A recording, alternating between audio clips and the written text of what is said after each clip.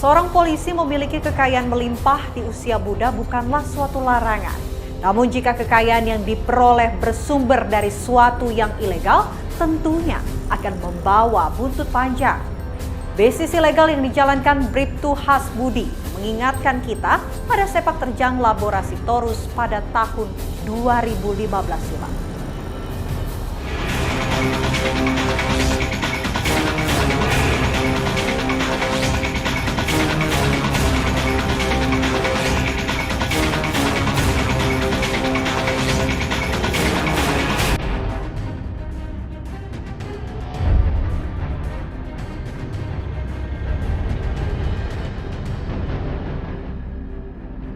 Mencuatnya kasus polisi miliarder Bribtu Hasbudi yang tersangkut kasus tambang ilegal dan impor baju bekas ilegal mengejutkan masyarakat sekitar tempat ia tinggal di Jalan Mula Warman, Gang Tambak, Kelurahan Karanganyar Pantai, Tarakan Barat. Hasbudi baru menempati rumah barunya sekitar 1 tahun. Warga pun baru mengetahui bahwa Hasbudi terlibat kasus tambang ilegal setelah Polda Kalimantan Utara melakukan penggeledahan di rumahnya.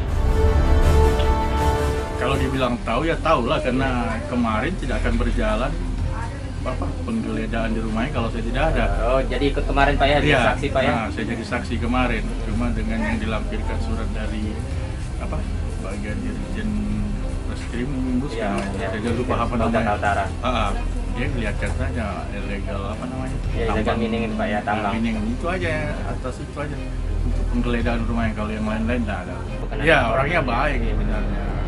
Katanya kan sering bagi-bagi juga tuh Pak, bagi-bagi makanan. Iya, itu. maksudnya kalau kemarin dorong bilang Lebaran Haji ada juga dia bagi daging itu korban kan untuk warga. Orangnya sebenarnya baik orangnya. Iya, baik.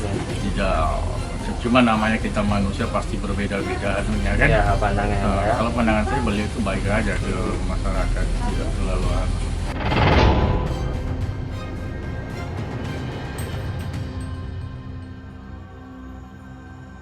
Sosok polisi tajir itu dikenal tertutup kepada warga dan jarang bertegur sapa. Kalau lewat biasa-biasa aja. Biasa penegur nggak orangnya Pak?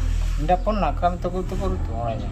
Oh berarti orangnya maksudnya nggak baku tegur gitu? Maksudnya? Dan dia malah orangnya kalau lewat. Oh gitu, berarti nggak pernah kayak negur-negur tetangga gitu ya Pak?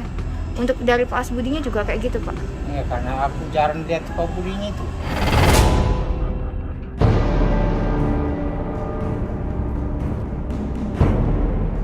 Koordinasi dengan Mabes Polri juga telah dilakukan, serta telah meminta bantuan KPK untuk menelusuri aliran dana dari bisnis ilegal yang dijalankan Bribtu Hasbudi.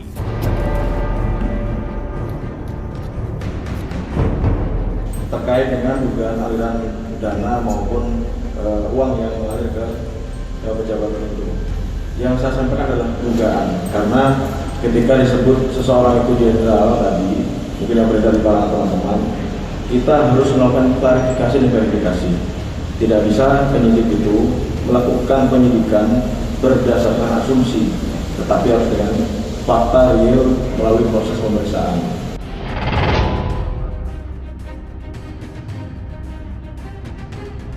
Bisnis ilegal yang dijalankan Bribtu Hasbudi mengingatkan kita pada sepak terjang Laborasi Torus yang mencuri perhatian masyarakat pada tahun 2015 silam. Kala itu, Labora yang berpangkat Inspektur Polisi 1 juga memiliki harta melimpah.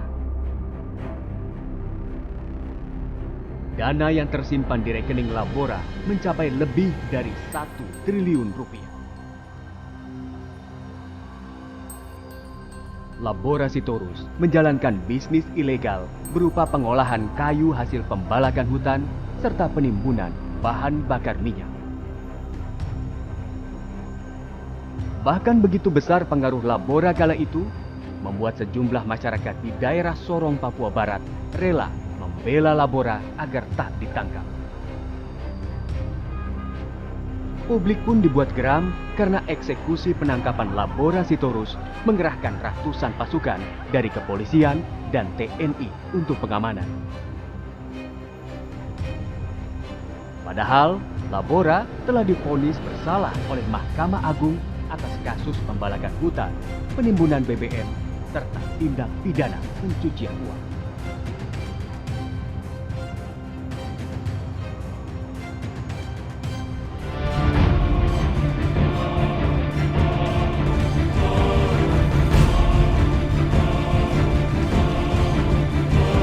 Terapkan tindak pidana pencucian uang, tracing aliran dana,